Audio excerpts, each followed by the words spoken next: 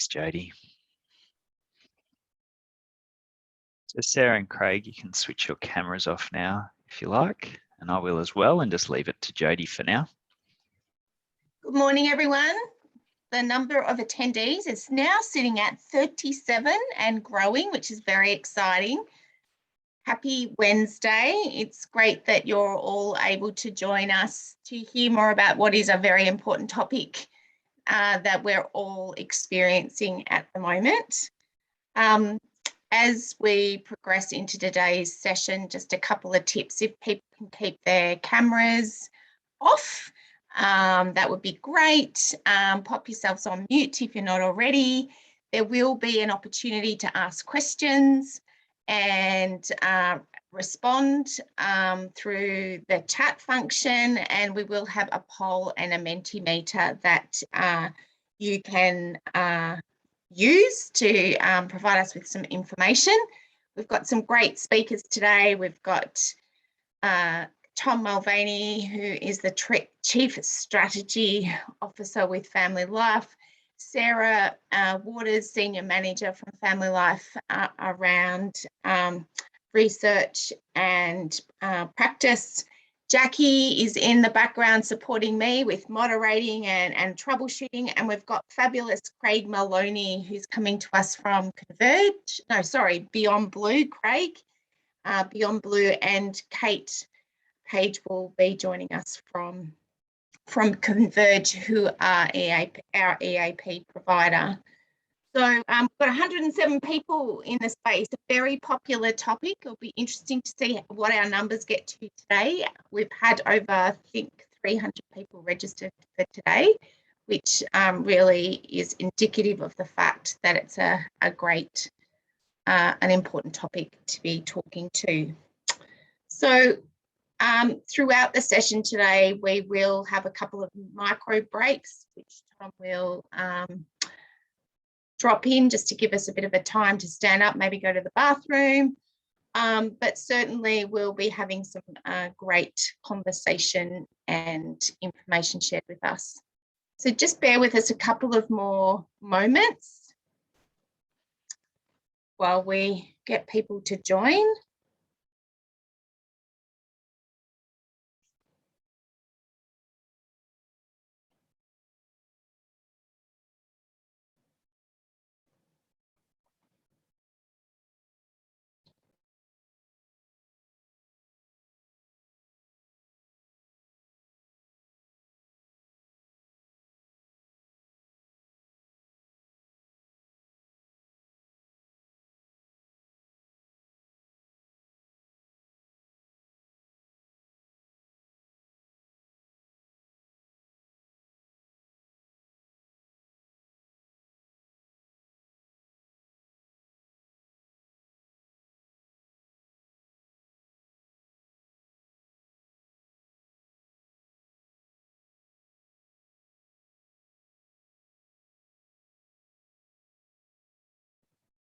We'll just give it a couple of more minutes and then we'll kick off. Tom?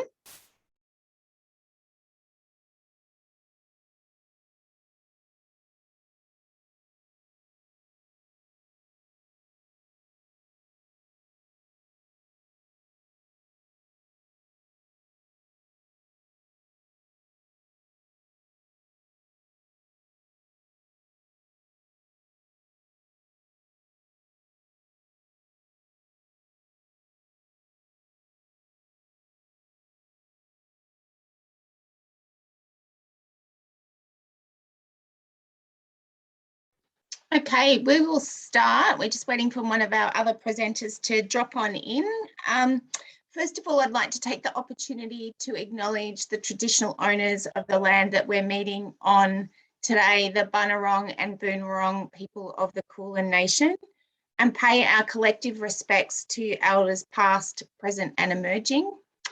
There are people from all over Victoria, Australia, and even had an email from Hawaii this morning. So it's great to see people dropping in from a range of locations across the globe during this time. I would also just like to introduce, I was working with a colleague of mine, an Aboriginal woman, and she introduced to me the other day. We all would have heard the term Womanjenka, which traditionally I've used it to welcome people into spaces. And I was told that it actually means I come with purpose. And I love that definition of the word. So in respect of today, I just want to say we all come here with purpose to support each other. And we're very much looking to today's session. So I will share the screen.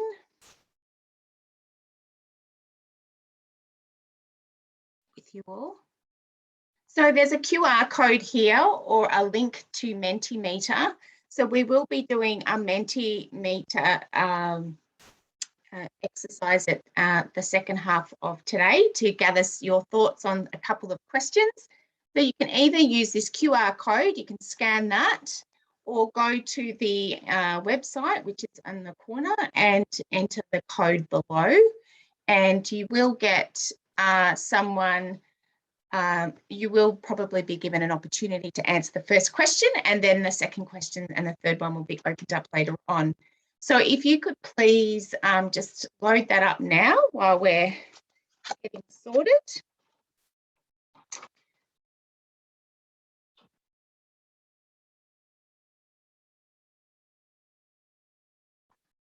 And we've done our acknowledgement of country. Welcome to Cate, because I know she's in the space. And this is just a loose agenda for what's going to happen today around what the current environment is, the signs and symptoms and things that we are experiencing. And then we'll hear from practical strategies from Cate and Craig, and we'll be giving you an opportunity to ask some questions in the chat function.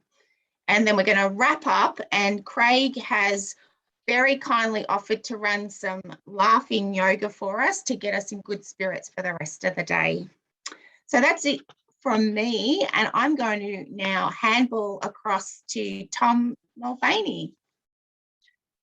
Thank you very much, Jodie, for that great introduction, and thanks to you all for joining us today. We're really looking forward to keeping the conversation live around how we work with trauma and fatigue and some of those other big words that have been thrown around at the moment, like languishing, as we continue to provide services to the community while managing our own personal experiences through a really challenging time.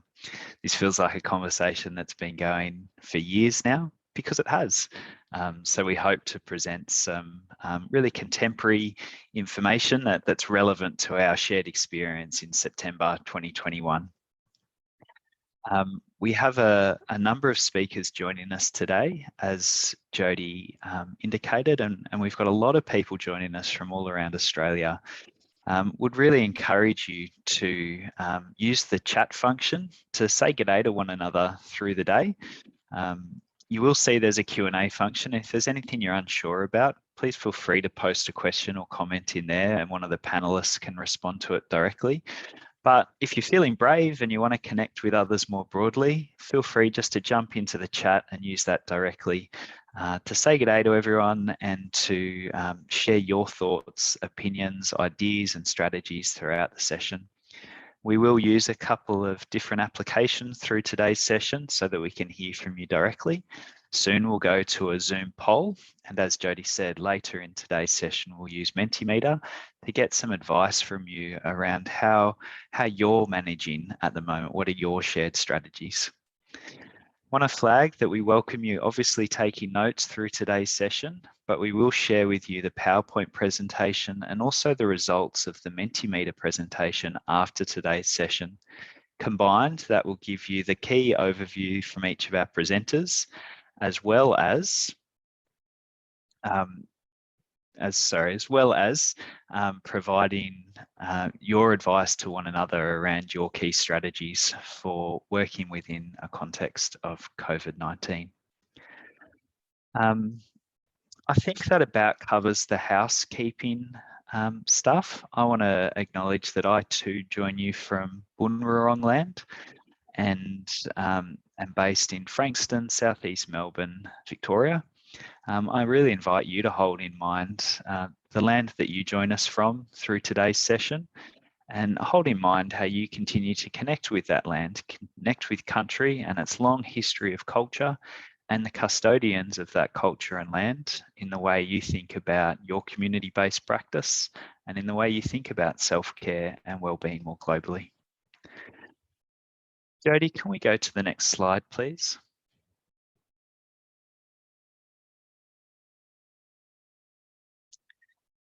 Sorry, just the one before. I'm just going to introduce you to our speakers today. So you'll see faces of us all up there. That's the pre-COVID photo of me.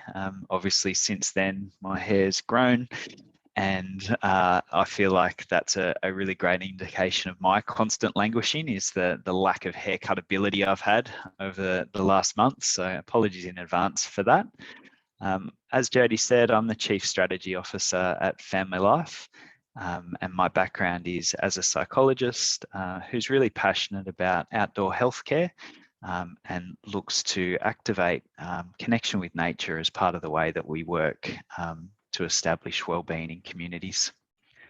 Today we'll be hearing as well from my colleagues Cate, Craig and Sarah.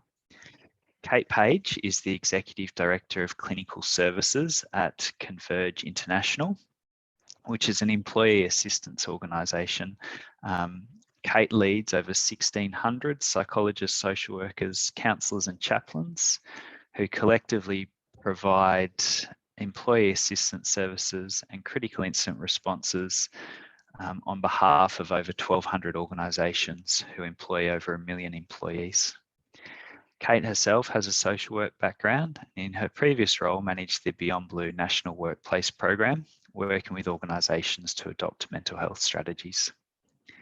We're also joined by Craig, who's the Clinical Governance and Quality Advisor at Beyond Blue.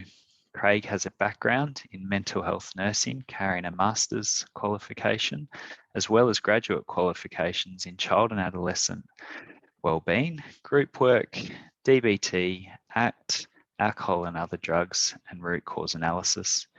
Craig has experience working in research, occupational health and safety, clinical governance and risk management, and is a credentialed mental health nurse, a fellow of the Australian College of Mental Health Nurses, and a member of the Australian Institute of Company Directors. Sarah Waters joins us from Family Life. Sarah carries the position of Senior Manager Practice Quality at Family Life. Sarah is also a social worker with a deep background in trauma-based practice.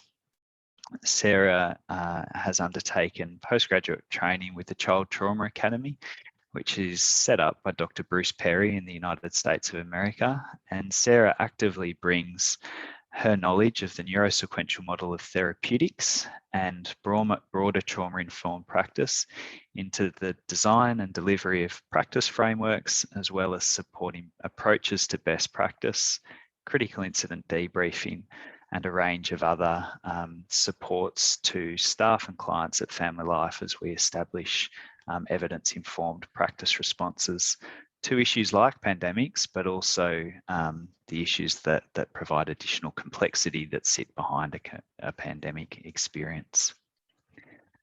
Thanks, Jody.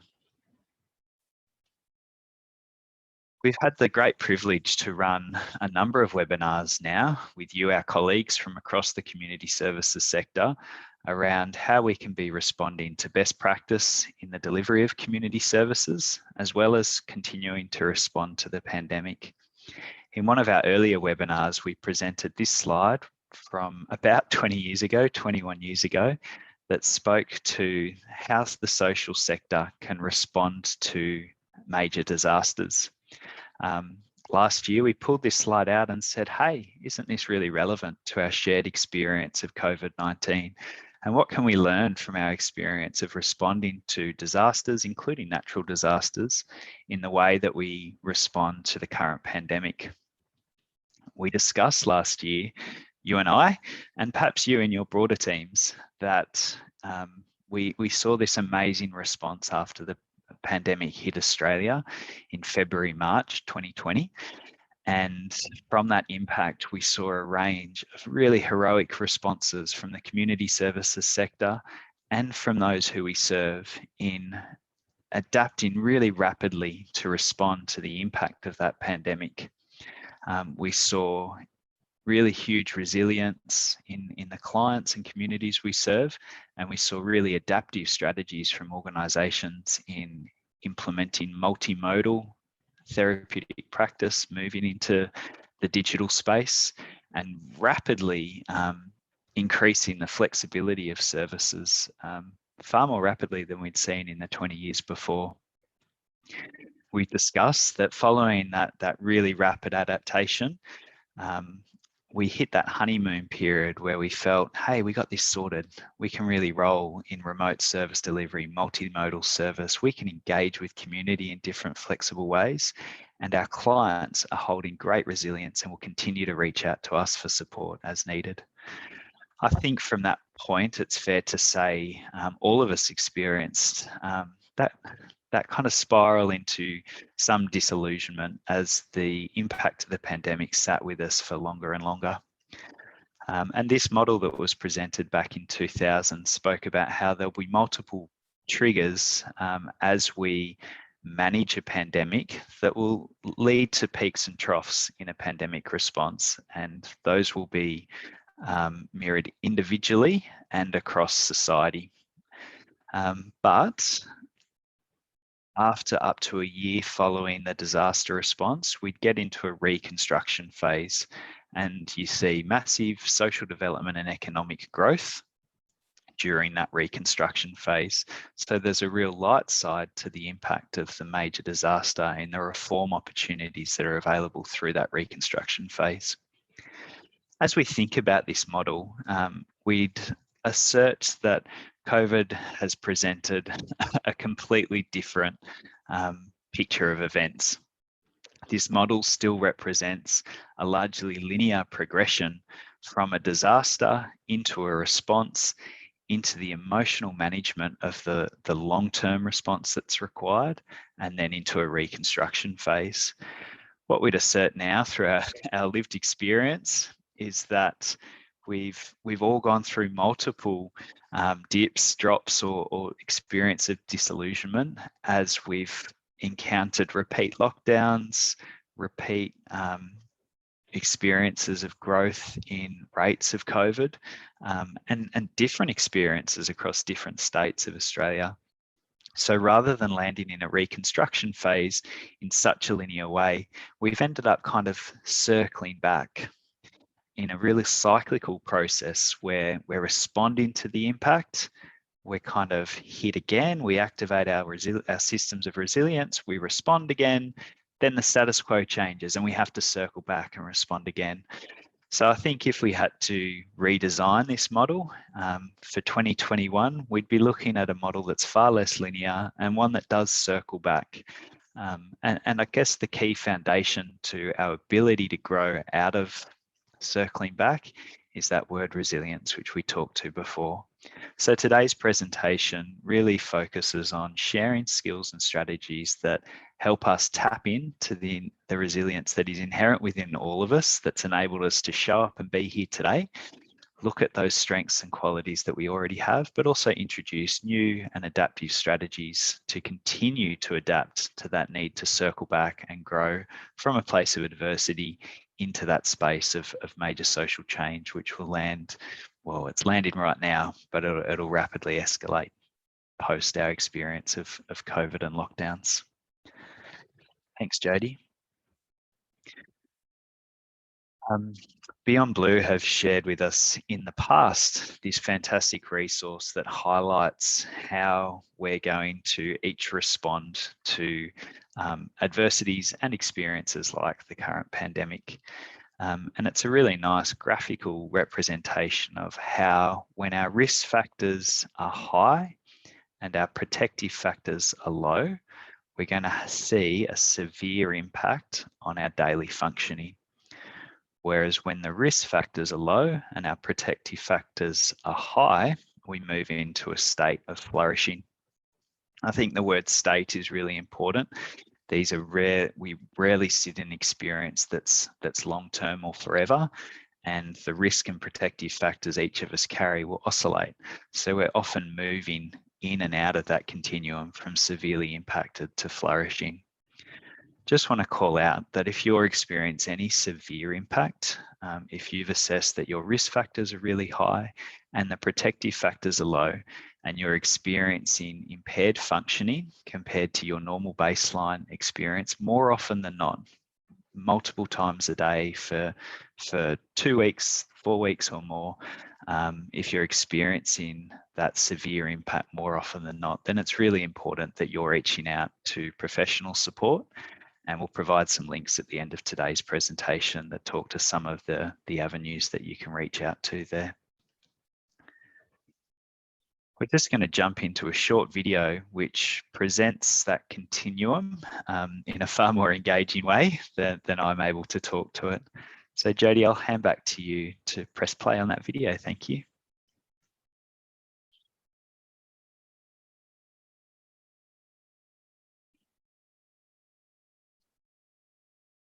While this video loads up, really encourage you to stand up and stretch and continue to move around through today's session. It's really important that you're working hard to stay in your body for today's session. We're presenting lots of theory and content which can feel really cognitive, but really want you to work on linking that cognitive activity to what's going on for you in your body. While that video loads, I invite you, as you're sitting in your chair, just to press your back against the chair and notice the pressure points that the back of the chair holds against your body. And while you're there, I invite you to plant your feet really firmly on the ground in front of you and push down through the soles of your shoes into the floor underneath your feet. Notice if that's a hard floor or a soft floor. And just practice putting weight on one foot and then another.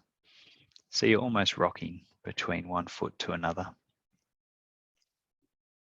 I invite you to use that strategy to continue to ground yourself in today's session, or use other strategies that keep you active, moving, and connected to your main cognitions as you participate in the key theory of today's session. We'll have a crack at playing this video. Hopefully the volume comes through as well. Sometimes that stress might just be a little trickle, but other times it comes thick and fast. Now, everyone only has so much capacity, so at some point the thing is going to overflow and you are going to be overwhelmed. But what if I told you that every time you exercise, it's like doing this? When you make time to see friends, it's like doing this. When you make time to rest, and meditation, and relaxation. So even if the stress keeps coming, as long as you have enough small self-care habits, the bucket will never overflow and you'll never have to get overwhelmed. Thanks, Jody. We'll share the link to that video with the PowerPoint that we share afterwards, so you'll be able to access it again. And I guess what we're presenting there is the importance of activating those key protective factors. We're all experiencing a lot of risk factors at the moment, and some more than others. Some are living in greater complexity than others. It's really important that we think about those protective factors that we can bring into our lives to release some of that stress, as we're seeing in the video. And I guess today we're holding in mind that most of us are also supporting other people to do that, other people to identify and then employ those protective strategies that keep them healthy. Before we get into our first presentation from Cate, we're just going to throw to a Zoom poll to get a sense of what we're collectively carrying as we connect with each other in the virtual room today. Thanks, Jody. So this is an anonymous poll, and we invite you to jump in and respond to each of the questions. To what degree has COVID impacted your mental health and well-being? I wonder if it's not at all. I think that's unlikely. Is it just a little? Or is the impact large for you?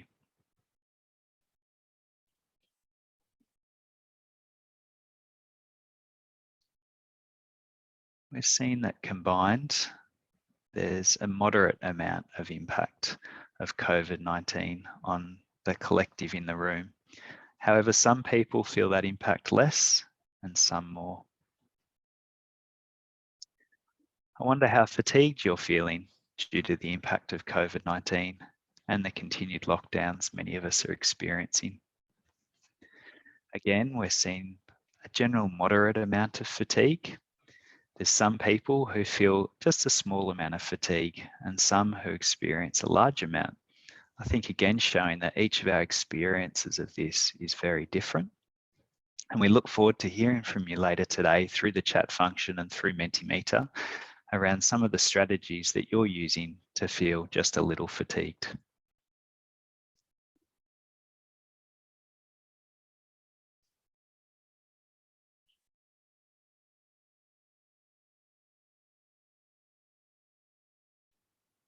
And finally, we ask how much of the impact on your mental health at the moment is due to personal issues, first managing the stress of working within the context of COVID-19.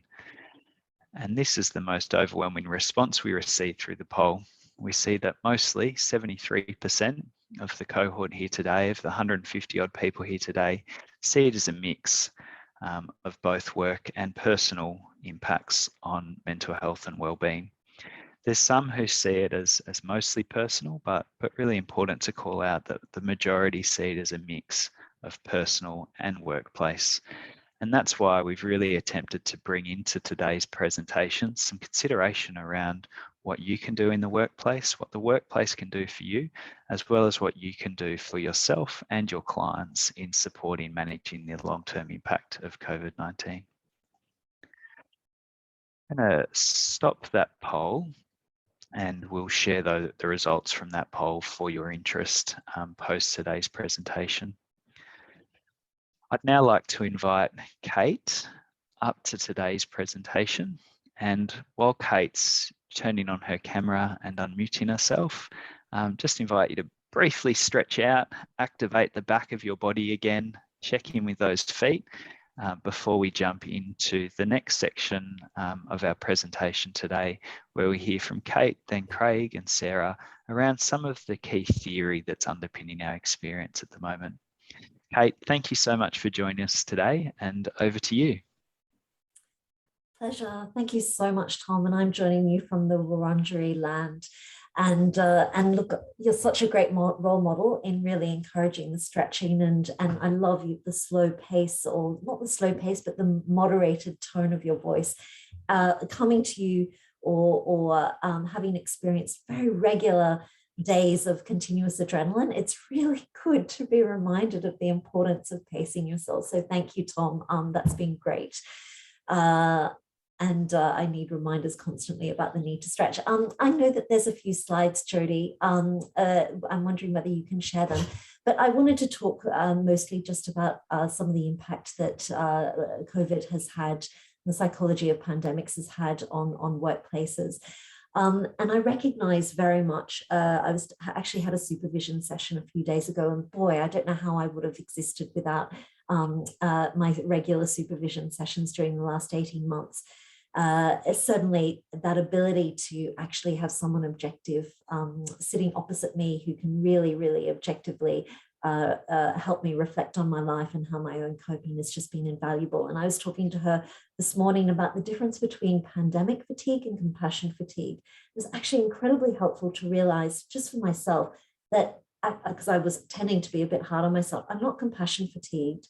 I know that because of the level of care that I'm still able to show, but I'm definitely pandemic fatigued. I think helping differentiate the two can help us to, I guess, keep a perspective, but also see that we're still actually being able to reach out and support people whilst still acknowledging the importance of the fatigue that we're experiencing ourselves. Thanks, Jodie. If we could go to the next slide.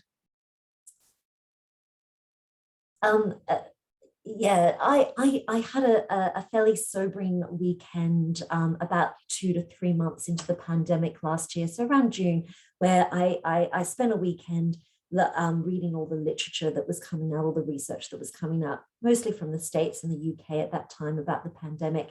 And probably one of the most useful studies that I looked at during this period of time was from Columbia University.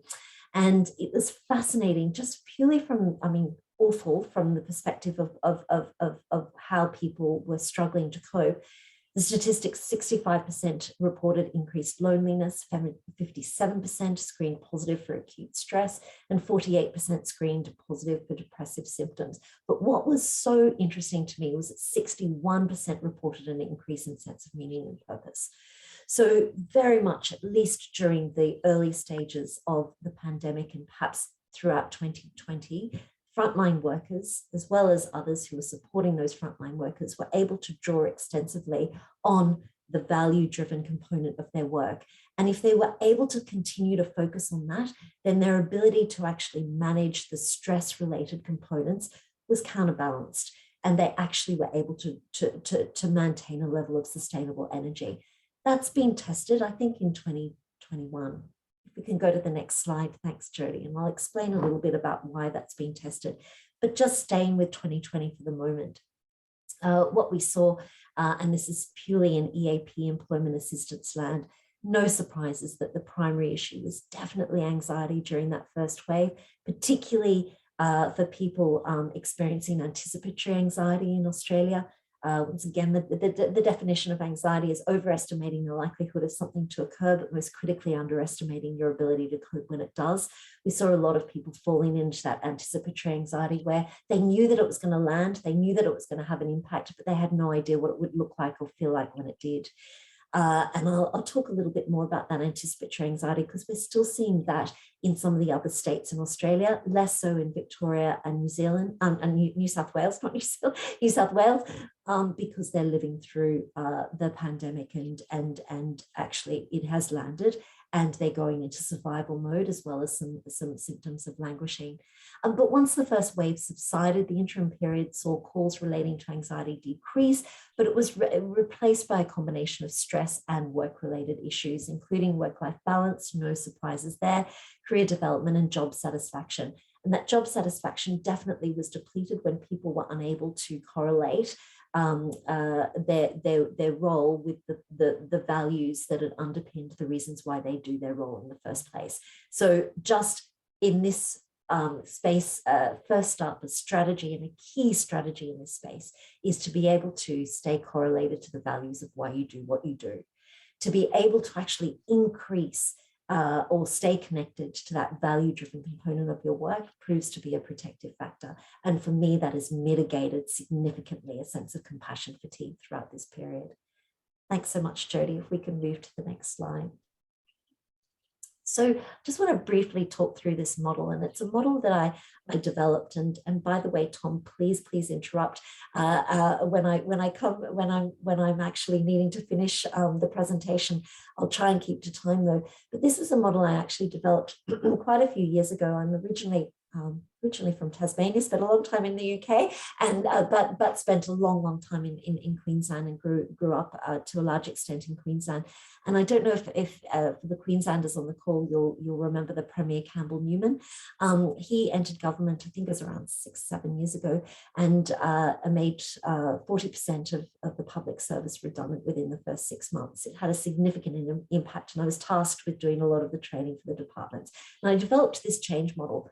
No, it's not rocket science. It's absolutely drawing on lots of research that already exists in the change model, but it really helped me make sense of what was happening. And I recognized during the pandemic that there were correlations between that model and what people were experiencing. Stage one is that holding pattern where you don't know what things are going to look like when they land, but you know that it's about to come.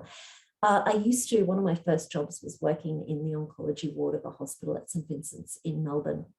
And what I used to note is that a very small percentage, I saw patients who pre-cancer diagnosis who went on to be diagnosed with cancer and then post-cancer diagnosis.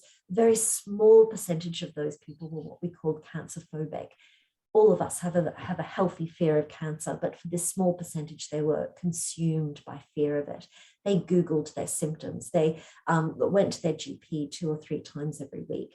They were paranoid. What I observed, which was really, really interesting with those people, is that once they were diagnosed with the cancer, as tragic as that was, they coped a lot better than most of the other people. In other words, for them, the biggest challenge was the anticipation of a chronic disease, not the disease itself.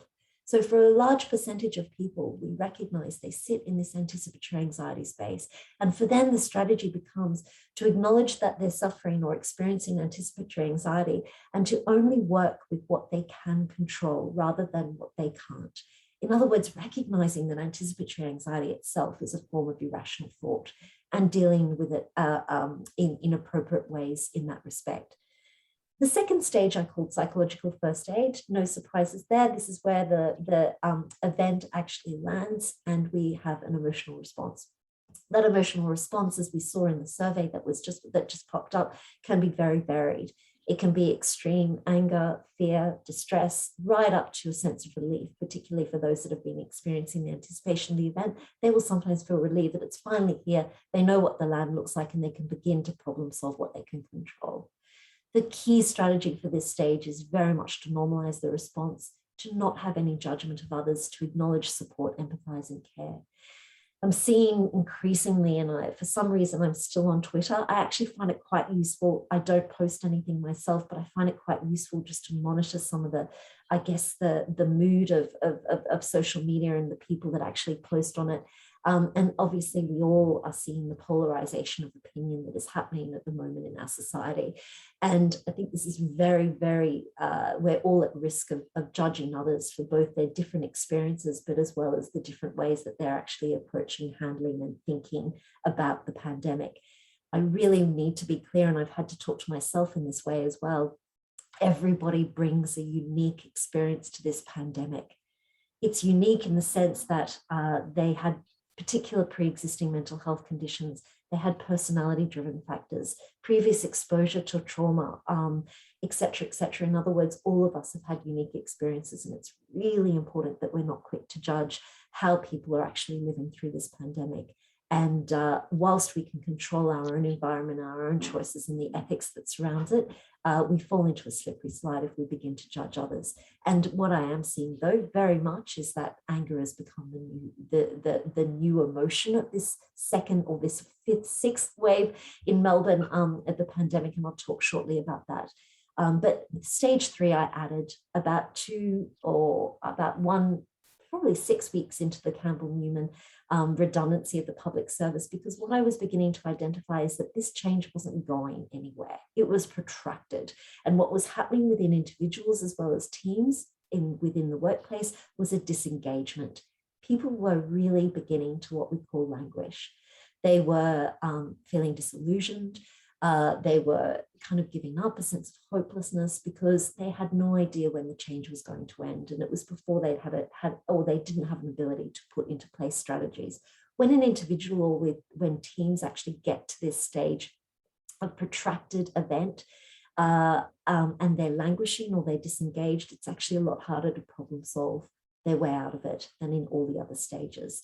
So here it often takes support, external support, where you can have someone objective gently challenge you, but also provide the support that's required to re-engage, to reconnect with that value-driven component of your behavior and reconnect with some of the protective factors that Tom spoke about earlier. The 4th stage is moving forward. That is not when the pandemic ends. That is when you've developed sufficient strategies to enable productive well-being. Thanks so much, Jodie. If we can move to the next slide. I'll move to the next one, actually, because I've already spoken about anticipatory anxiety, and I want to talk very generally about the concept of mental fitness. But in the context of this, I want to talk about 2021 and what's happening in the workforce, particularly, but more generally within our population. We're seeing people really fluctuate between a sense of languishing as well as accelerated rates of adrenaline.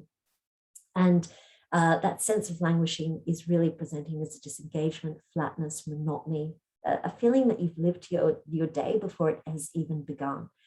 And I think for a lot of people, that's actually been the challenge. And what we've seen, unfortunately, is because at the beginning of the pandemic, we thought that it would be short-lived. We saw what I call a perpetual stuff-it moments. And if you're inclined to swear, you can supplement that stuff-it word with another, but I call them perpetual stuff-it moments, where we introduce short-term gratification strategies to just get us through an event.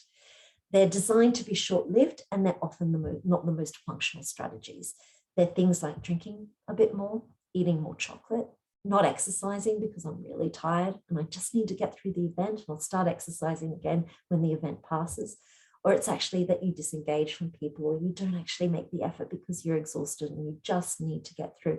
We had clients who actually started smoking 20 years after they'd stopped, which was fascinating, particularly given the correlation between increased risk from COVID symptoms and smoking. But it was people actually just having a sense of just getting through. I just need to get through. Unfortunately, because COVID has been protracted and is extended way beyond what people would think, or at least the impact of it has, we've seen those short-term gratification strategies become long-term, and they've actually become embedded behaviors. And that's the challenge that I think we're facing in 2021, as well as the increased sense of anger. Remember, anger is a compatible emotion with sadness. Clients who come and see me who feel sad, I try and bring out the anger. But conversely, if they present and they're angry, I try and bring out the sadness.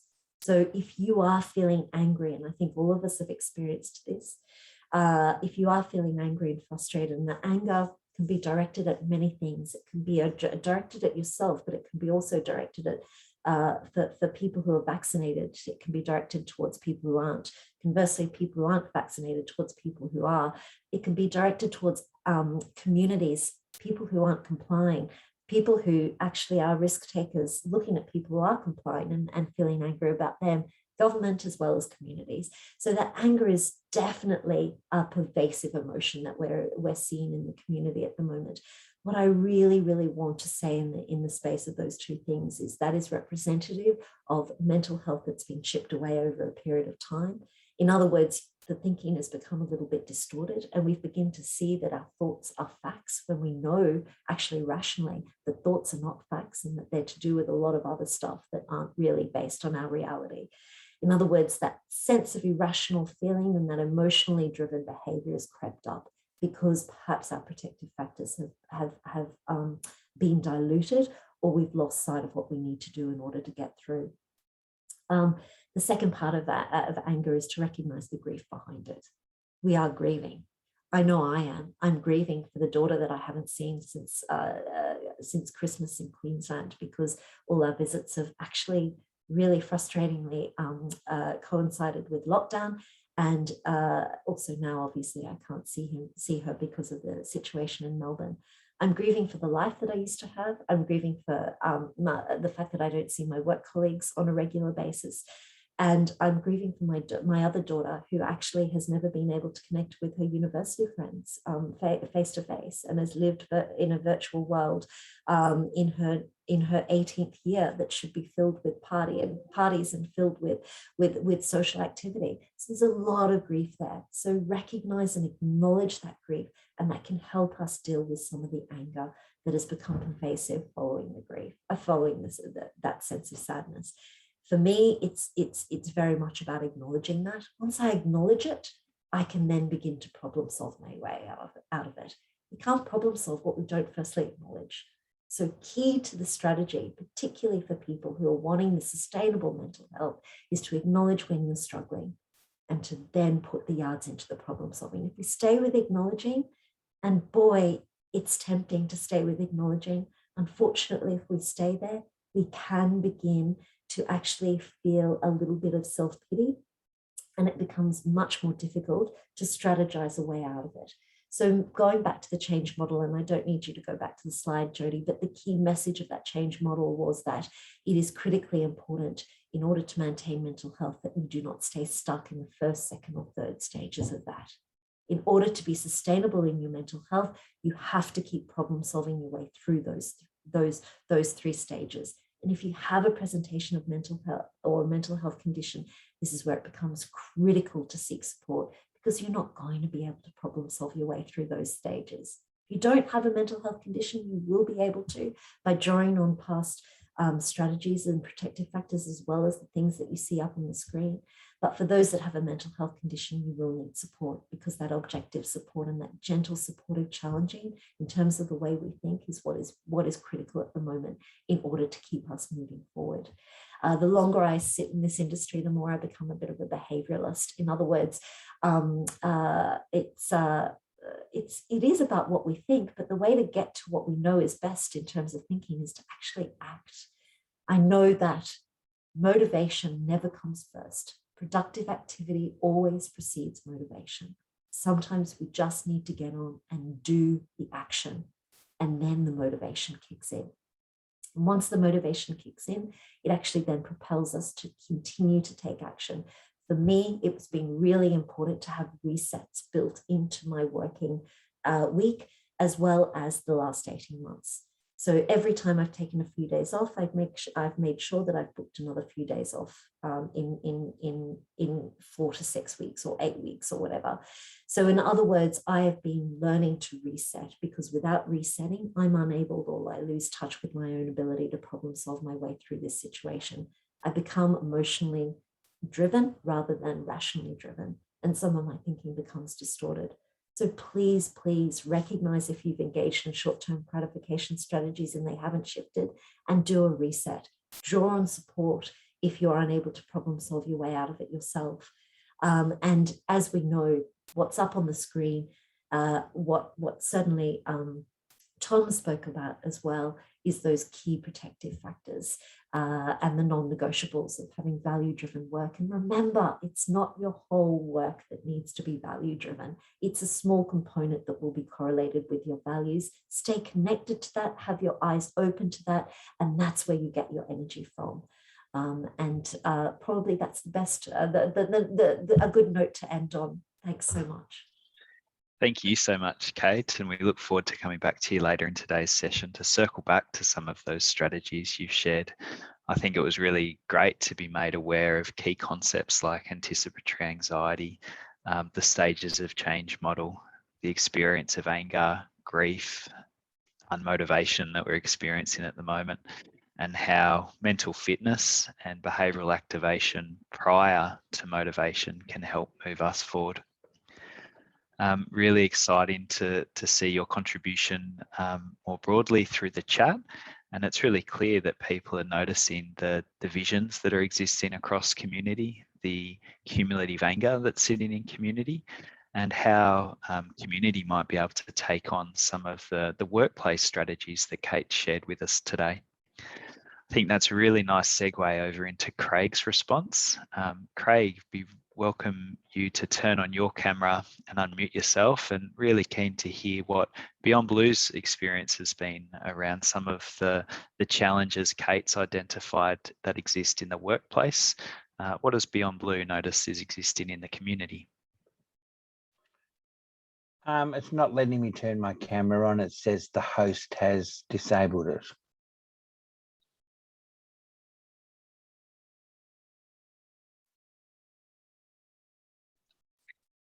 No There worries. we go. All right, Here you are live. Now I'm up and going. Thank you so much, Tom, for that. And thank you for inviting me to present some information regarding what we've seen happening at Beyond Blue. So, Jody, if you'd like to bring up the first one in the deck for me.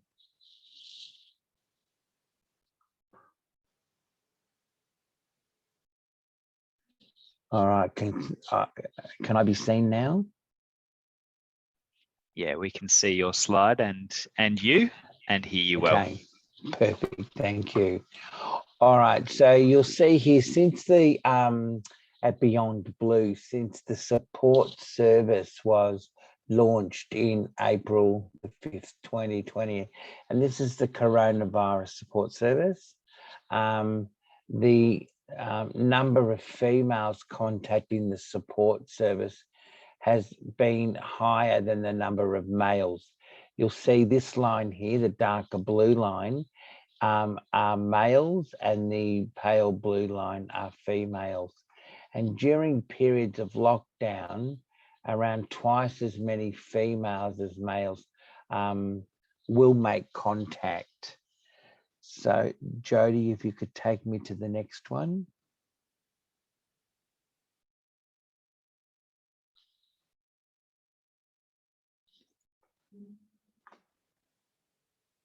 Am I still online? Yeah, you're here. absolutely online, Craig. I've moved the slides, so I want to. Yeah, no, sorry, my internet keeps freezing. That's all. Oh, you're with us.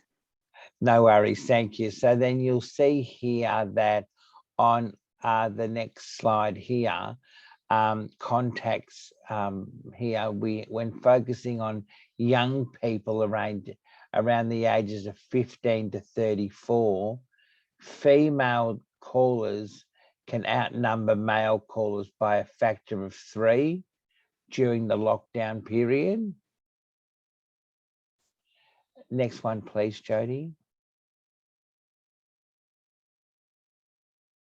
Thanks, amazing.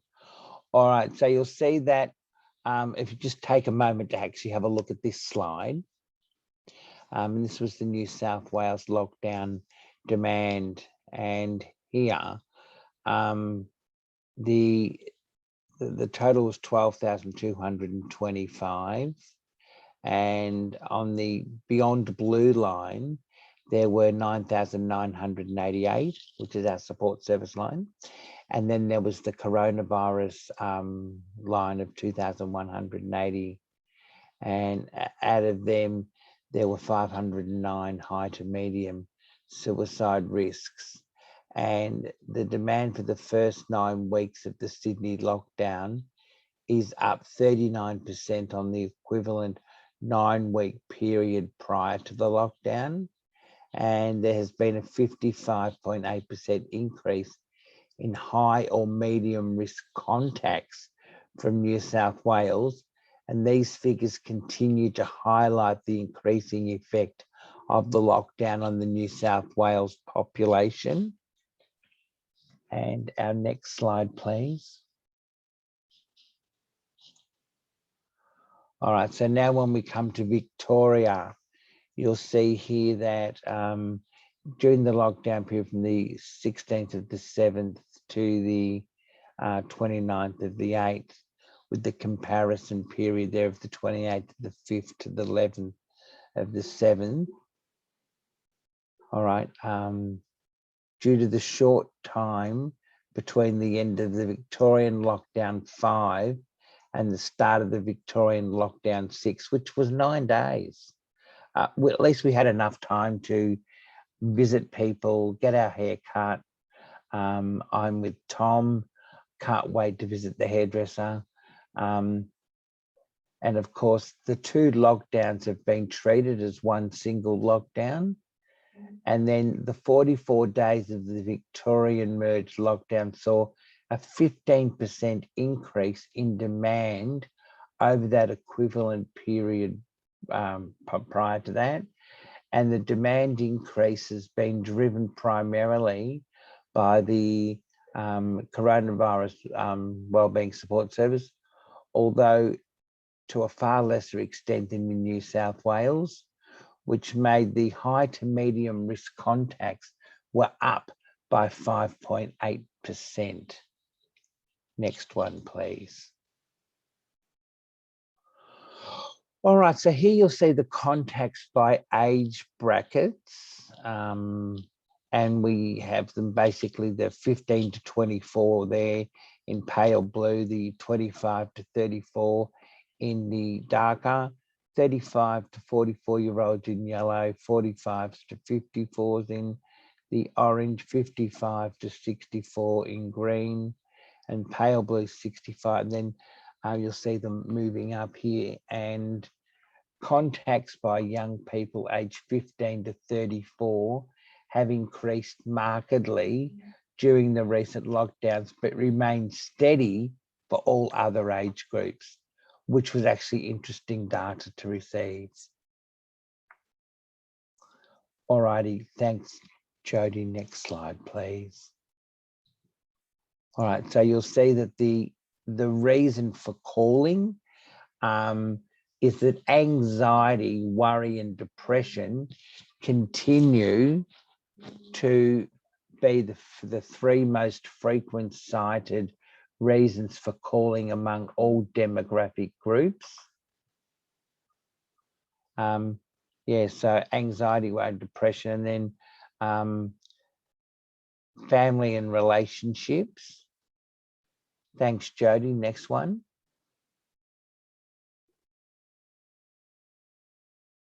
Okay, so what users were looking for. Victorian audiences seem to have moved on really from the initial shock of lockdowns and the pandemic by discussing how to live with the ongoing nature of the pandemic. So ways of the new normal. New South Wales audiences are discussing living with lockdowns and the pandemic and the mental health impacts as they experience an ongoing event for the first time. All right, now that takes us to our forums that we have, which are our next slide, please, Jody, which is our online forum. So some of the insights from there was that we had an increase, once again, of 66% of users were females. 33% of the posters were aged 35 to 44 after the 208 days in lockdown, and 55% of those are from Victoria. 26% were basically mental health post-pandemic anxiety, which once again continued to be the main theme, and restrictions formed most of the conversation.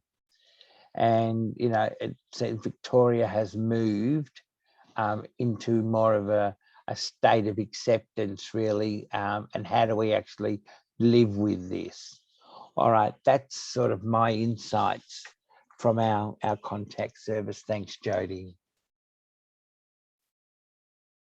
Thank you so much for those insights, Craig. Really interesting to see the data presented through Beyond Blue with the huge volume of community contact you've had, and really interesting to see some consistency in workplace experiences and community experiences.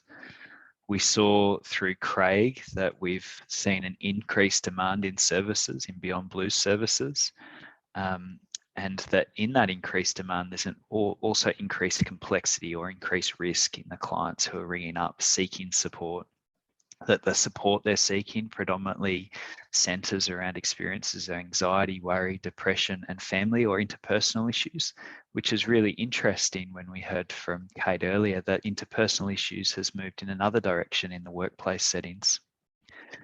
I think really important to highlight that we saw from Craig some aggregated data that talked about the risk of negative experience, or the people who are most reaching out for support are those aged 15 to 34. And through the data Craig presented, we saw a much higher representation in people who identify as women in contacting those services. Appreciate that that's a really binary presentation of that data, and I wonder why people in our communities who identify as women might be making that contact and seeking support more. If you have any thoughts or ideas on that, please feel free to drop them into the chat. And if you have any data or experiences that move us away from that kind of more binary presentation, that build the picture of the fabric that we're experiencing at the moment more, please do share them with us more collectively. Thanks again, Craig, a really, really insightful presentation. I'd like to invite you, Sarah, to turn on your camera and unmute yourself, and really excited to hear your thoughts on how trauma theory might be impacting our understanding of and response to COVID-19. Thanks, Sarah. Thanks very much, Tom. Hi, everybody. Just checking in that you can hear me okay. Can hear you well, thanks, Sarah, and see you Great. loud and clear on our screen. All right, excellent, thank you. So I'm here on Boomerang land, and it's really good to join the conversation. I'll be talking about us moving from kind of a state of radical readjustment at the start of the pandemic to a collective sense of languishing. We've touched on that already. But because most of us work in community and with a lot of folk that are perhaps most vulnerable anyway, I'll be talking about the impacts on those we work with as well, which hopefully goes to why there might be some of the reasons why there might be these calls, you know, to services such as Beyond Blue. And we'll also look at some concepts from neuroscience and broader trauma theory to look at how we can sustain ourselves and possibly even thrive while we continue to support our community through this work. So, Jode, I might ask you to go to the first slide, if that's okay. And for those of you who were at our community of practice at the start of the pandemic, you might remember this slide. We used this in a community of practice just after the pandemic, and we used it to illustrate the concept of radical readjustment, which was something that was very different from the usual or traditional. So it was extreme. And we conceptualised readjustment as getting used to a changed situation. So we looked at the person in this this picture, and we noticed that she did look uncomfortable, but when you look closer, she was actually smiling, leaning into the position. And at the start of the pandemic, I think this reflects where we were at. We were hearing a lot about we're all in this together. We saw teddy bears in windows. There were street bin nights and Spoonville on lawns in neighbourhoods. However, how long is it actually possible to maintain this kind of stretch, to hold it? And what happens when we're this stretched over a long period of time? Jode, I might ask you to go to the second slide, if that's okay. So here we get to languishing, and we've heard this term to describe our current collective state, which is a recognition really that this struggle has been prolonged. And as Cate was saying before, there are a lot of unknowns. So we're still anticipating and wondering, how long is this going to go on? So I've been asked to speak from a trauma perspective, and one thing that I think is really important in the field of trauma is the language we use. So some key questions we're often asked include, will everybody be traumatised by a widespread community event such as COVID? What does trauma mean anyway? And really importantly, how do we heal and recover from trauma if we've experienced this? Next slide, please, Jode.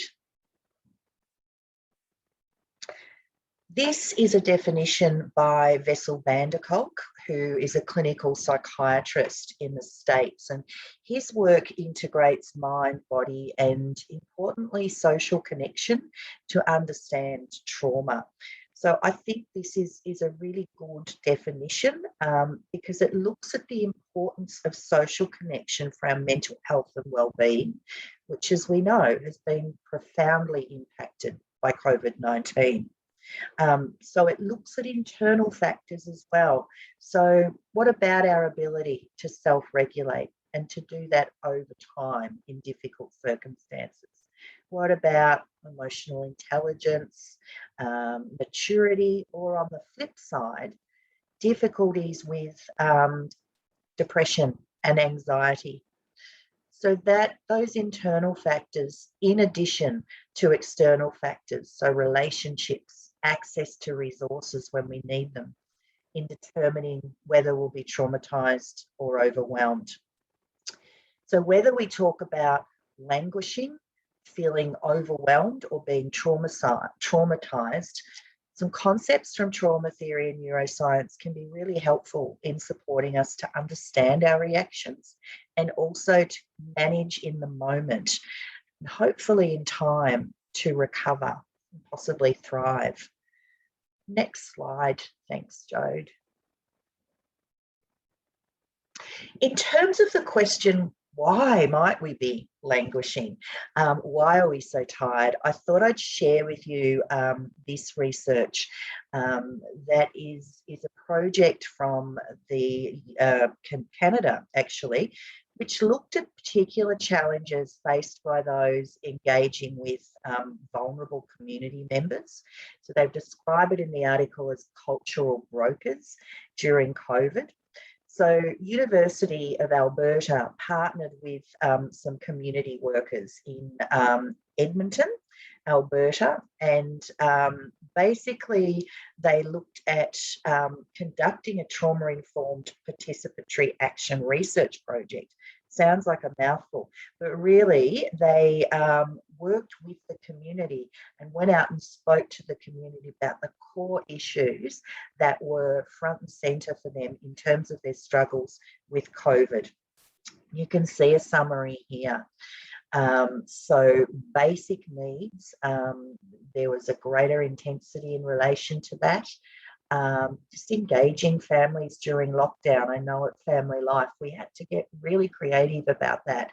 All the technology that folk had to kind of come to terms with to connect, and looking at supporting issues specifically related to COVID-19 and prevention and management. I also know at Family Life we've had to think really carefully about our workforce, our volunteers and our staff, as well as our clients in terms of service provision in a safe manner.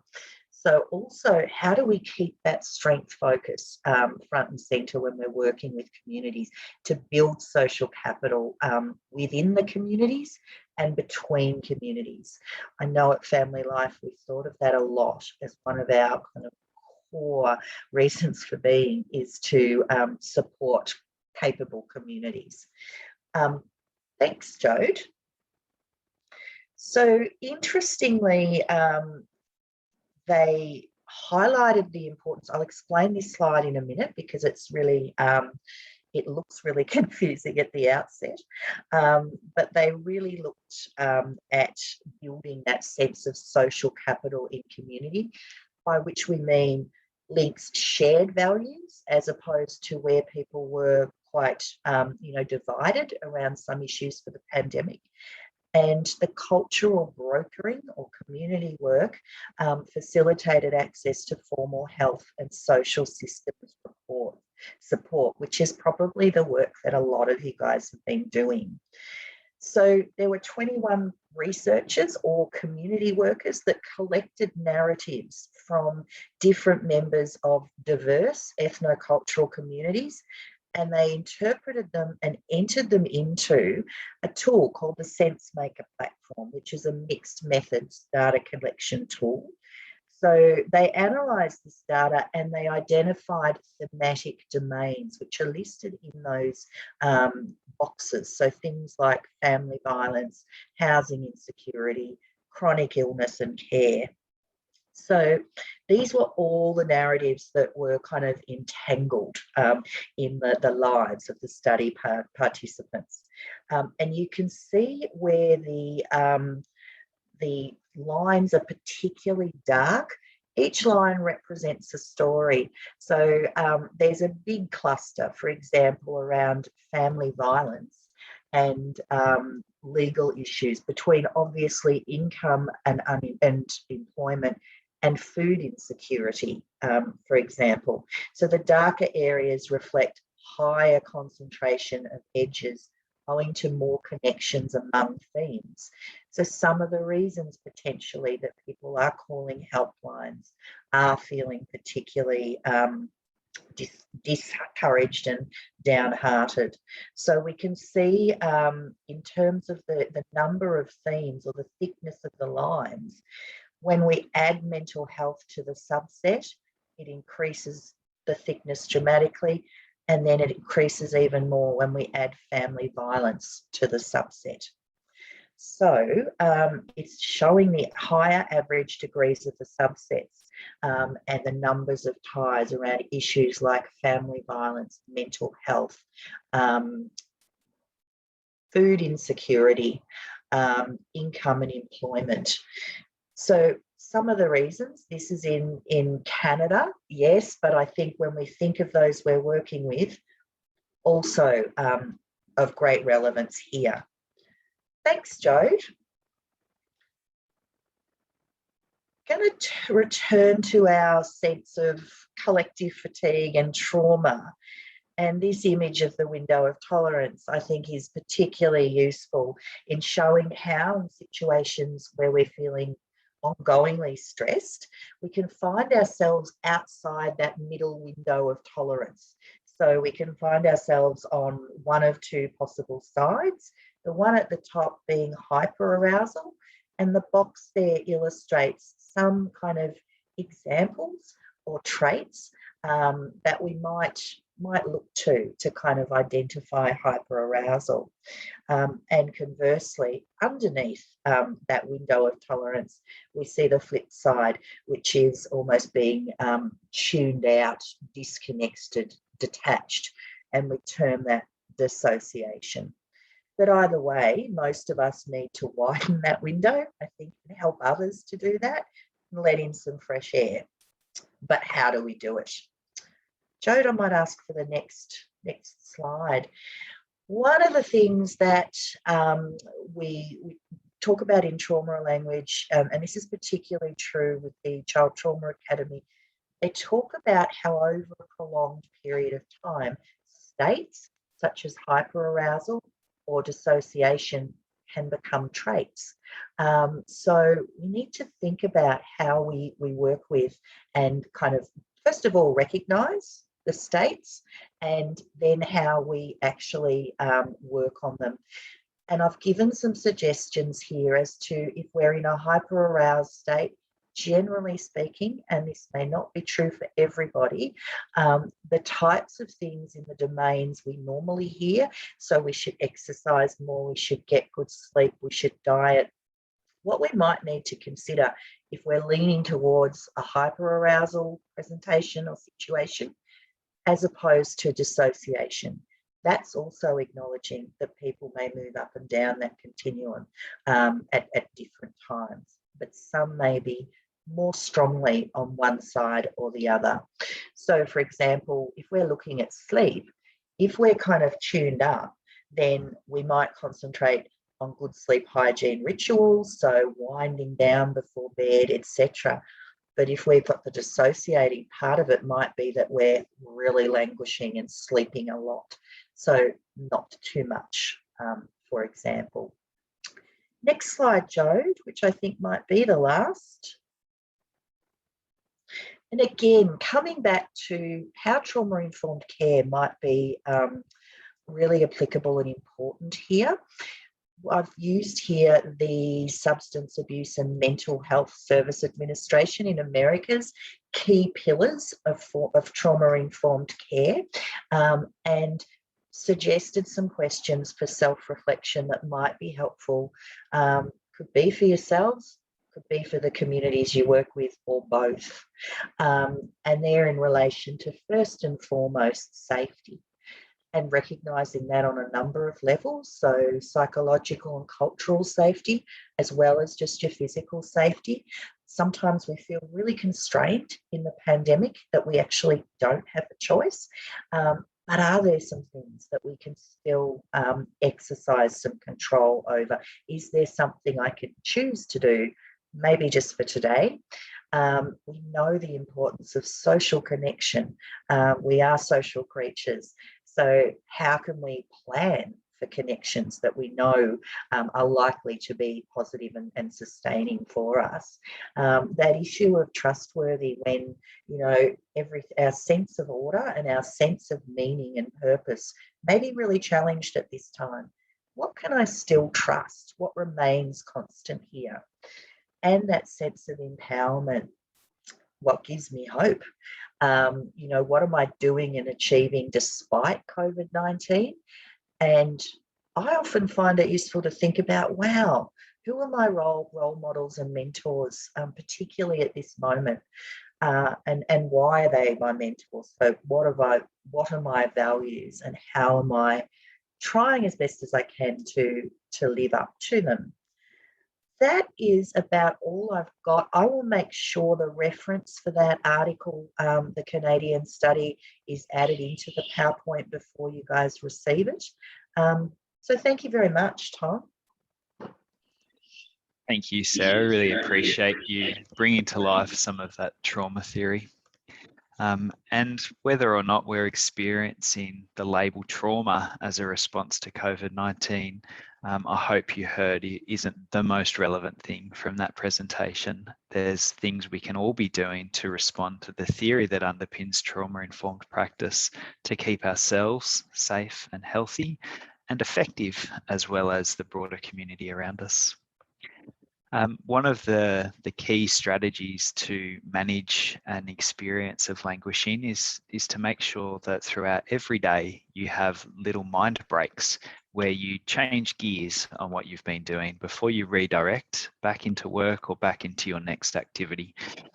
We're going to invite you to have a quick mind break now, to take 5 minutes, have a rest break, and come back and join us for a general conversation around techniques, tips, and strategies to manage the experience that we've heard about today. Please do come back and join us at about 10 to 11. We look forward to seeing you again then. Many of you have tons of techniques that you're using with your clients, with your teams, with your families, and we look forward to hearing more about those techniques when we jump down into Mentimeter later on, but also from our panel today.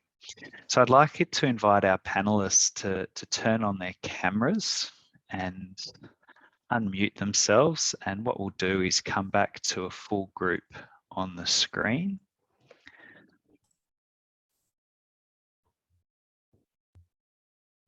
So I'm just going to remove my spotlight and hope that that brings everyone up on your screen.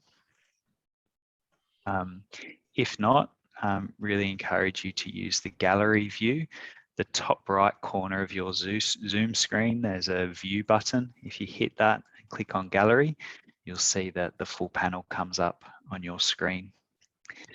Thanks again, Sarah, Craig, and Cate, for your presentations today. It was really exciting to hear from each of you about what you've noticed in the world around you. In a moment, we'll jump to our Mentimeter results and see what the group who's joined us today have contributed by way of strategies to help manage the current experience. And we heard from each of you some of your key strategies. And would really like to have a general chat about that now. Jodie's placed up on the screen the Mentimeter link for anyone who wants to use their personal device to activate that QR code or to go to the website and enter that code. We've also placed the link in the chat so you can scroll up and check on that. But before we get to that, let's go back to our panel. Thanks, Jodie. Really interested to hear from our panel some of the techniques you yourselves have been able to implement in managing experiences like grief or languishing or loss or trauma as we kind of move through our experience of the pandemic. Cate, I'm going to come to you last with a question around what workplaces can be offering their people to help us move beyond the languishing experience. But before we get to that, two key questions I'll have for the panel will be, what behaviours have you used that lead towards motivation, or behaviours you'd recommend others use that lead towards that experience of creating motivation? It was really interesting to hear from Cate earlier that behaviour can activate motivation. The other question I'll bring to the broad panel is, what's important to hold in mind as we have a growth mindset, as we emerge from our current experiences of feeling stuck? What can we activate to enhance our growth mindset? First up though, what behaviours have each of you activated that leads to enhancing your motivation? Sarah, if it's okay, might start with you and ask you to unmute yourself, and then we'll throw to Cate and Craig around the behaviours you've used to activate motivation. Thanks, Tom. I say straight up that I'm not going to put a halo around my head. I'm going to acknowledge, probably like a lot of people, that there's peaks and troughs. And while, yes, there are some helpful, perhaps useful behaviours, there's also some, perhaps chocolate or other things that do creep in there from time to time. Absolutely. I was sort of reflecting on a simple way to say it, and I thought Just coming back to what I was saying before about choice. So for me, choice and a challenge are important. So one of the things that may not be challenging for a lot of people, but for me, a 6 a.m. yoga class once a week is something that, gets me out of bed, and it's something I'm choosing to do because I want to do.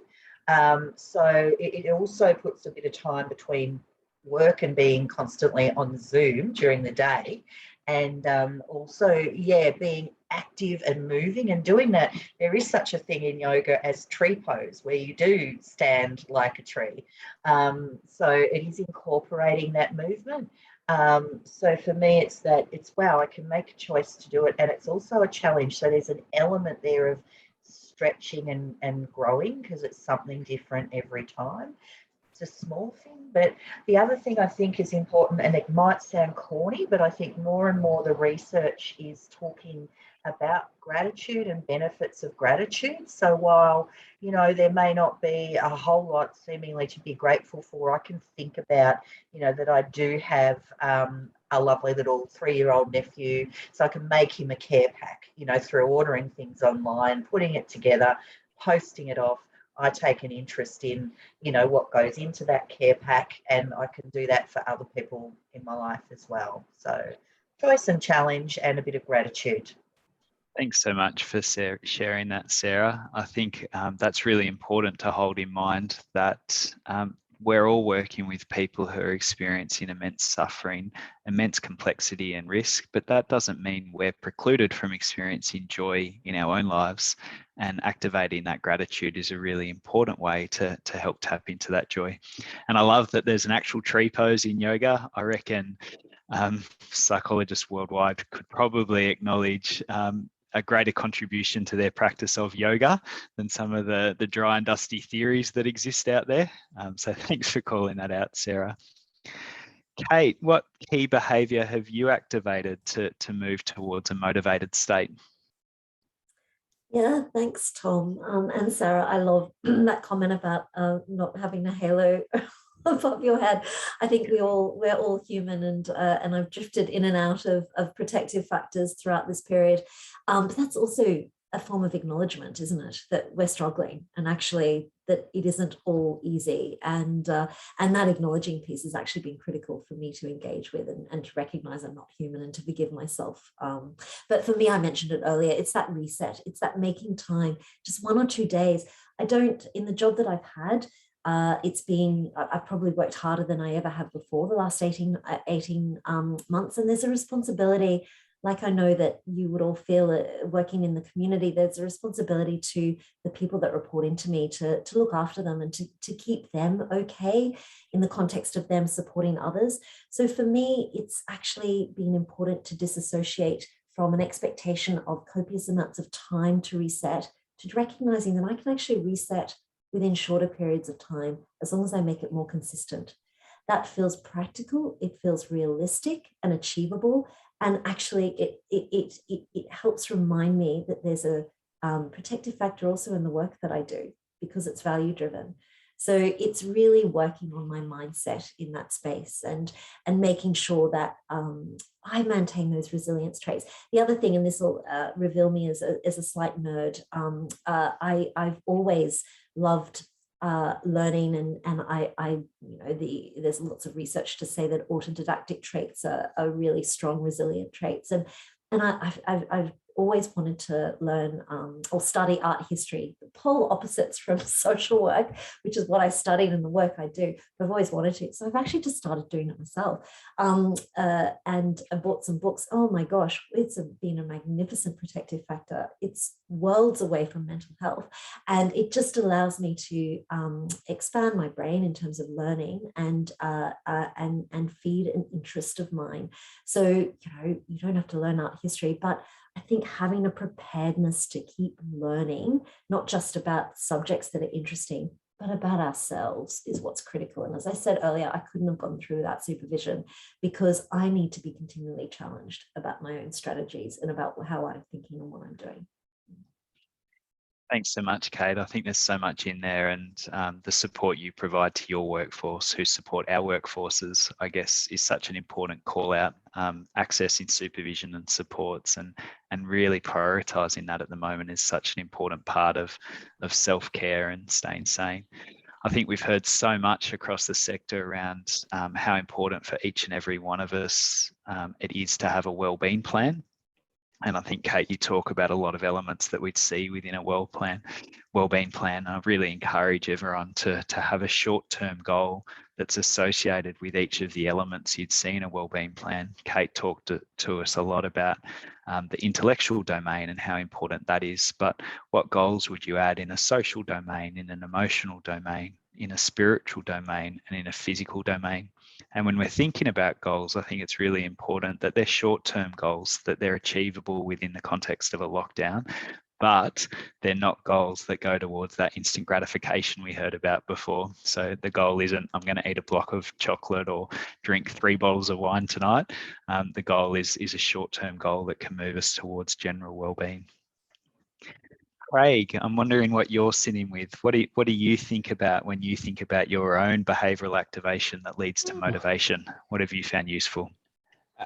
And I suppose for me, it was about living by what I preach. So just a bit of a context about me. When we first went into lockdown, my initial amygdala went into absolute spasm, thinking, how can you expect an extrovert like me to all of a sudden become an introvert? Because I am an extroverted personality. But overall, I managed it, and I'm really proud that I managed, that I am still managing to get through. The first thing is that I believe that, as Marsha Linehan says, all human beings are fallible. No one is perfect. And I went with the fact that I'm not perfect, and that I decided to follow 8 principles of self-care. And the first thing, and that was my own physical self-care. And that was I can honestly say I've been no alcohol since March last year. I thought, okay, let's not do any of that because it could be easy to overdo it. I started following a keto diet. So I looked after my physical self-care, going for walks, making sure I got enough sleep. Then I looked at my psychological self-care, practicing mindfulness, watching things on Netflix and Stan and binge and things that I never thought I would be interested in doing. And one of the things that I was, okay, do a scan of Netflix and actually choose a TV show or a documentary that I thought I would never ever watch. And I've continued to maintain that. And what's also important for me is doing a digital detox. It is so easy when you go from Zoom meeting to Zoom meeting to Zoom meeting to mobile phones to everything, to become cyber overloaded. So digital detox between 10 a.m. and 10 p.m. No digital work, no mobile phones, no nothing. No Facebook. And then there was that concept of emotional self-care. One of the things was learning to say no to things that I couldn't commit to, making time to reflect, practicing self-compassion. And I think that's something that as caregivers, we promote to other people, is about self-compassion, but do sometimes we actually make time to practice our own self-compassion. I started doing self-compassion journals. When it comes to my work, every day I implemented daily gratitude statements that I would send out to members of my team, members of my family. Social self-care. There wasn't a great deal of social self-care, so making time for connecting with other people, and making sure that my home was decluttered and open, but also financial self-care, making sure I just didn't want to sit there and spend on the internet. So they were the 8 points. They were the 8 points that I put up at home and said, Craig, you need to really make sure you practice these. And one of the things that, and if I can share it later, if there's time, and that is the metaphor of the golf balls in the sand, and what's important in life. So I've got a clip later if I can show that to the group as some closing. And the other thing is that looking at that concept of radical acceptance. So I think later on we're invited to talk about some other stuff.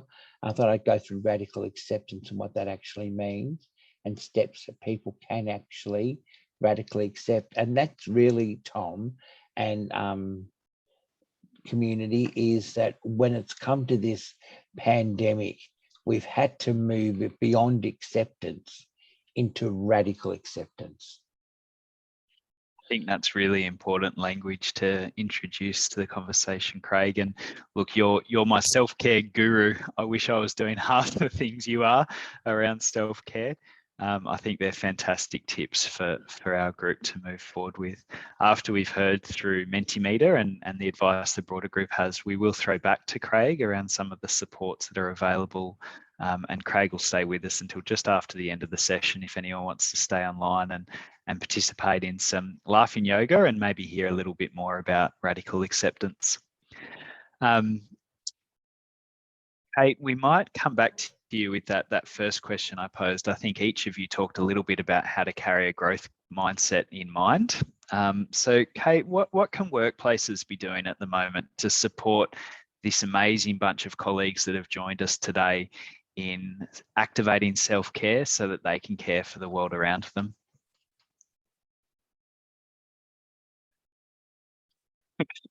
Have really big mute and unmute buttons. Yeah. I know my computer, I think I had similar problems to Craig. It just kept flashing. So I was momentarily diverted by the flashiness of my computer. I think it was, what can we advise others to do in terms of looking after their self-care? Is that what in particular, what advice would you give to workplaces? What organisational accountability is there to supporting staff to support others? Yeah, it's such a great question and a big question. So I'll try and produce a succinct answer here.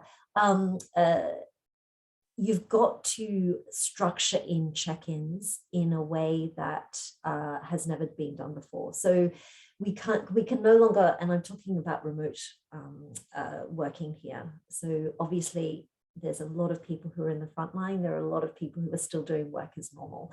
But for the large majority who are working from their homes at the moment, it's critically important that to have structured check-ins with them. We can't rely on the incidental conversations that happen along a corridor or the chats over a water cooler. So more than ever, actually, I would argue for frontline workers as well as people working from home, we need to structure in those check-ins. And that can be done by a manager, but it can also be done by a peer support group, or it can be done by a PCNL HR function of the organisation as well. But it's got to be regular and it's got to be structured in and diarised so that it actually happens. The other point I'd make there is don't lose sight of the importance of the connectivity of teams. It's actually much easier to motivate a group than it is to motivate an individual. So if you're a manager, it's really important that you still have your team meeting together as a group so that they can maintain those connections and they can stay engaged. And I noticed that as once again, I'm taking note of the beautiful way you're pacing this this session, Tom, and the breaks that you're putting in place. I think it's a lesson for all of us because I tend to rush into meetings and I want to get straight to the agenda. But it's really important to allow people to have a chit chat and actually to talk about informal matters for at least the first 5 minutes, because they would do that normally in their day-to-day. But if we don't allow them to do it when they're on Zoom, that becomes a bit of an issue. The other thing I would say in that space is more than ever, we have to look at or keep an eye on any behavior that is aberrant than normal. And this is probably more Craig's area rather than mine, but it's really looking for symptoms or behaviors that are different to someone's normals, because that's an indication of them possibly not coping and having the preparedness to reach out and have that conversation. And I think more than ever, actually staying in touch is really important. And the research, which is really interesting, the research shows that it is less about the modes of how we communicate and more about the connection that is critical. In other words, and I'm finding that with my daughter in Queensland, period of feeling sorry for myself, I just want to hug her, but actually recognizing that the research suggests that the connectivity is the important part. So we're FaceTiming all the time, which is a blessing and a wonderful alternative, if not quite getting the benefits of a hug, but it's still a wonderful alternative. Thanks so much for sharing that, Cate. And I love that we've got to reinterpret the way we operate in the workplace. We haven't had to do this before, and Cate's really encouraging us to think differently about the workplace. One of the things I've been thinking about a lot is the adage we've always carried around 8 hours of work, rest and play, and how that is so heavily disrupted at the moment within the workplace. We're seeing a lot of commentary in the chat around the overrepresentation of people who identify as women in contacting call centres proactively as a help-seeking sign, which is really positive, but really worry that some of the historical kind of inequities are representing at the moment, where so many people are carrying caring responsibilities as well as homeschooling responsibilities as well as workplace responsibilities. And I think workplaces need to think really practically about how all of that is encompassed within the 8 hours of work, because we still need to provision for 8 hours of play and 8 hours of sleep, that those needs haven't gone anywhere. So I think thinking about how we adjust workplaces to this new world order is really important. And I think Craig was alluding to that in some of the radical adjustment we're needing to do. I'm going to share my screen and hear more from you, our broader colleagues, around your experience, your responses to languishing at the moment. Can I just check with my panel that that's come up well? Great. Yes, I'm getting nods. Thanks, Jodes. So our first question that we posed, that many of you have jumped into already by accessing Mentimeter, is what practical strategies have you used to respond to feelings of languishing? If you haven't yet jumped into this, you can see the Menti website at the top of that slide and the code you can use to contribute to this conversation. We're really keen to capture these strategies from the broader audience so that we can share them back with you all, and we can integrate these into the way that we manage our own self-care. So we're seeing things come through around keeping a daily routine that's goal-oriented and resetting those goals each day. We're seeing lots of exercise strategies, so going for a walk, activating things like yoga. We're talking about sharing thoughts of not feeling okay with others, and we've heard from our panel today that interpersonal connection and connection is one of our primary coping strategies or opportunities during increased periods of languishing. Keeping active and talking about this with others, let's normalise the experience. I want to call out that it's okay to feel like you're languishing. It's an oily, sticky, not very nice word, and it's often kind of framed as the middle child in the mental health disorder spectrum. But I think languishing is something that we all are going to encounter, and that's okay. Once you acknowledge that it's okay, how can you move beyond that experience of languishing? But let's normalise that this is an experience we're collectively having. So reminding yourself of purpose, goals, and connecting with your pets has been something that comes through as a chat really regularly. We might move on to our next question, I hope. Which brings us back to some of the advice Cate had for us. What can teams and organisations do to adapt to this experience of languishing and fatigue? So once again, we're inviting open-ended responses. We want to capture your qualitative data around what you think teams and organisations can be doing to adapt, so that we can share this across our network and guide organisations in the continued responses they might have to adapt. wonder what will come up here. The first one that's landed is celebrating all the successes, which is so true. I think despite us all feeling like we've worked so much harder over the last 18 months and feel like we're not making ground, there's been so many successes. I'm amazed at the rapid changes all our workplaces have made over the last 18 months that normally would take a decade to come about. Let's celebrate those successes. Let's provide time organisationally where we can connect with others and pick up on what Cate was saying. How do we have those water cooler conversations within an online environment?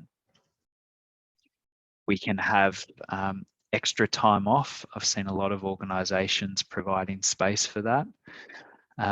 Role modelling, if you're a team leader or anyone within the organisation, how do you model the effective use of your time? How do you model using 8 hours of work, rest and play? Let's check in a lot with each other and let's think flexibly and creatively around how we position that 8 hours of work across the day so that there is much more flexibility there. We're seeing lots of commentary in the chat about acknowledging wins and maybe rediscovering our shared values and goals. What brings us collectively into this space together? It's really important that we prioritise time for check-ins and fun. What's that inner child in all of us needing at the moment? And perhaps that's a good question to regularly ask yourself. What are my unmet needs? And therefore, what are my goals? What are my team's unmet needs? And therefore, what are our team goals? And I think it's really important that we take charge of that we all assert that within our organisations. These are my unmet needs. This is what I do need. And this is how you can support me. We've got to be part of the solution collectively rather than waiting for organisations to come up with all the answers. Some really good techniques coming through that I hope you're reading as we scroll through the response. Okay, we've got one more question to ask. What is the best way we can carry a growth mindset into the future? We discussed right at the start of today's presentation that we keep circling back through this experience of maybe disillusionment as we respond to this humongous impact of a pandemic. What can we do to carry a growth mindset into the future? I ask because a lot of the theory around languishing encourages people to hold in mind a future image. What will you be doing when we're no longer languishing? What does that look like to you? If you were to describe it as an image, paint it or take a photo of it, what would you see in that image? What colours would stand out to you? What activities might you be doing?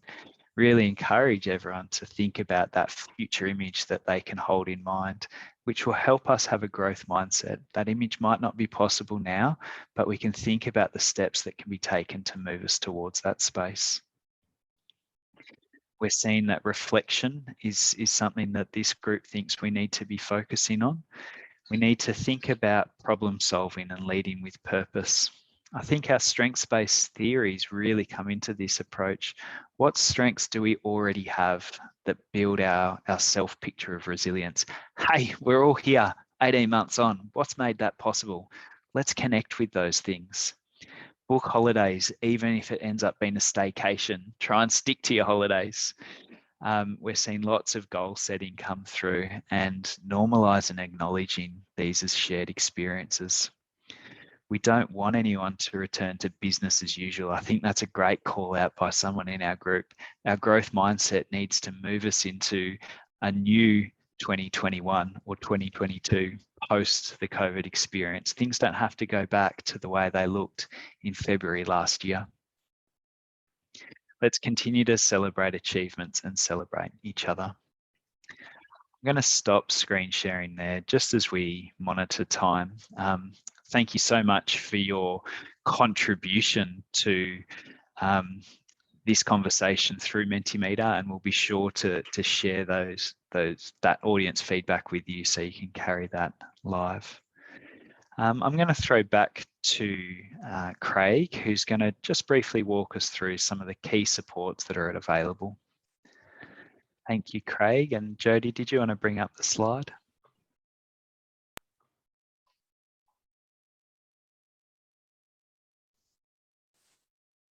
Okay, am I off mute? Yes, I am.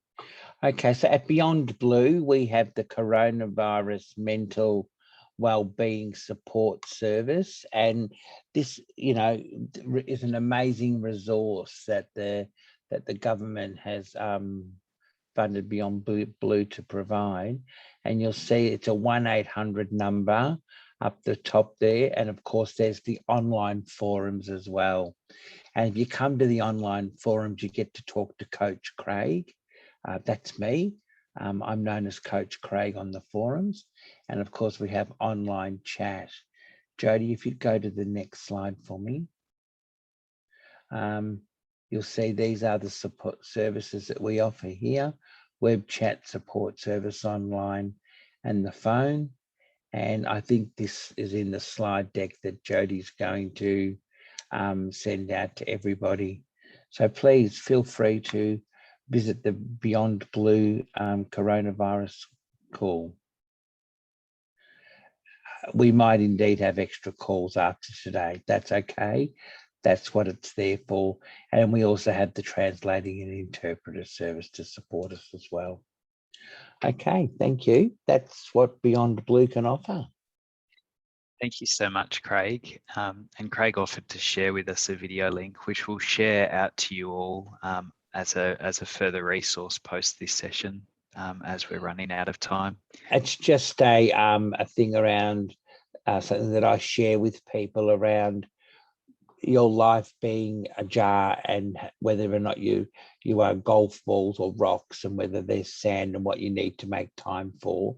That's really important. And I share that with a lot of my patients, with people I work with, my family, and people actually get it and think, okay, work is not necessarily a golf ball anymore. It might be a piece of sand, and vice versa. It's quite a powerful little metaphor. Thanks so much, Craig. I look forward to checking that out. Jody, I'm going to throw back to you, and I want to acknowledge your efforts, Jody, and our broader support team, including Jackie, for helping us set up today's webinar and bringing us together as a group, as a community of practice. Jody, I'd invite you to close out today's session. So I'll stop talking, and thank you once again for setting this up.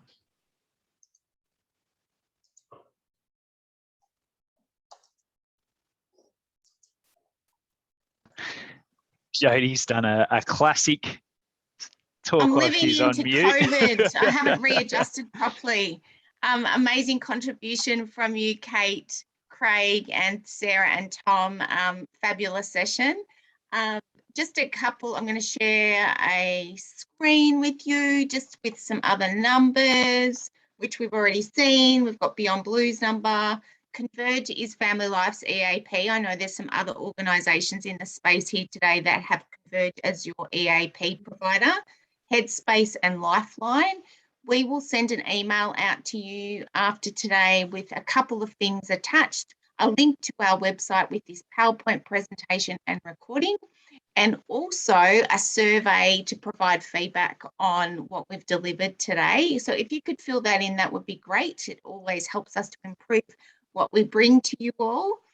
I'm going to start coughing, so I'm going to stop in a minute. But really, I'm just going to hand over to Craig to finish us off, hopefully on a bit of a high, with one of his habit-busting, radical readjustment fun activities on his work plan. So, Craig, do you want to introduce us to laughing yoga? Sure, love to. Alrighty, how about we go to the gallery screen? This would be really amazing if as many people could take themselves off mute. That is possible. Sorry, so Craig, because we're running in webinar, we can't have all our participants jump in. So we're going to be reliant on you bringing all the fun. Okay. Craig, we're actually going to be relying on you and Tom. Can I just emphasize Tom is a fabulous role model in laughing yoga. Great, Tom. So you unmute yourself, Tom. So you can be my wing. I will play along too. Tom, thanks, Jody, you've got to be my wingman with this, okay? All right. So let's look at doing some laughter yoga. Now, the reason why I promote laughter yoga is the brain doesn't discriminate between real laughter and forced laughter or pretend laughter. So when you are laughing and doing laughter yoga, you're still releasing oxytocin and all the things that you do when you have a good old belly laugh. So a nice way to start a workshop or end a workshop for people who are feeling a bit COVID crazy is to do a little bit of laughter. So let's get ourselves into it. Gang, let's all go and follow me. So I want you to just start off doing clapping. Ho, ho, ho. Ha, ha, ha. Ho, ho, ho. ho. Ha, ha, ha. Ho, ho, ho. Ho, ho, ho. Ho. Ha, ha, ha. Ha. All right, fabulous. You're getting in the spirit of it. Now, I'd Craig, like I to- just want to point out Kate's got herself on mute. Oh, I'm so sorry. I was doing Thanks that. for calling us all out, Jody. I'm a little bit Thanks, worried about Jody. my dog next to me. He's All going to righty, go crazy soon. the next thing is let's wave to each other.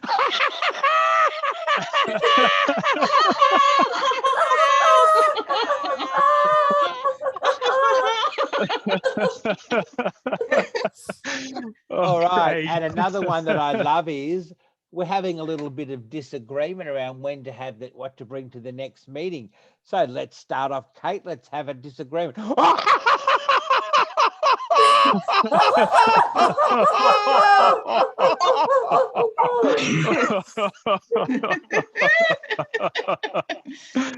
And of course, then there's the let's do a good job laughter. If we're in a group, we can do motorbike laughter where we're starting the motorbike.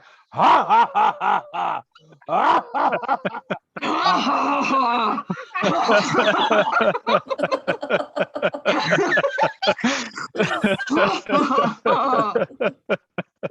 All right. And then of course there's you've done a good job laughter.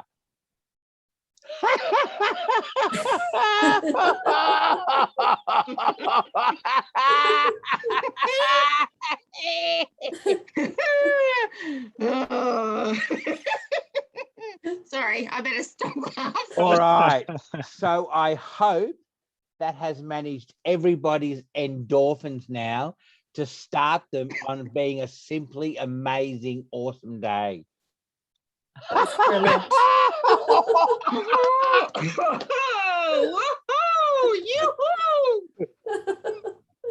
Oh, thanks so much, Craig. Love your bravery, your extrovertedness, and thank you so much for sharing that. It's very generous to share that with us all. Hey everyone, we hope you have a fantastic day ahead. Please do take care. Bye, everyone. Thanks, everyone. Thanks for your Ciao. time. Ha, ha, ha. Bye, Craig.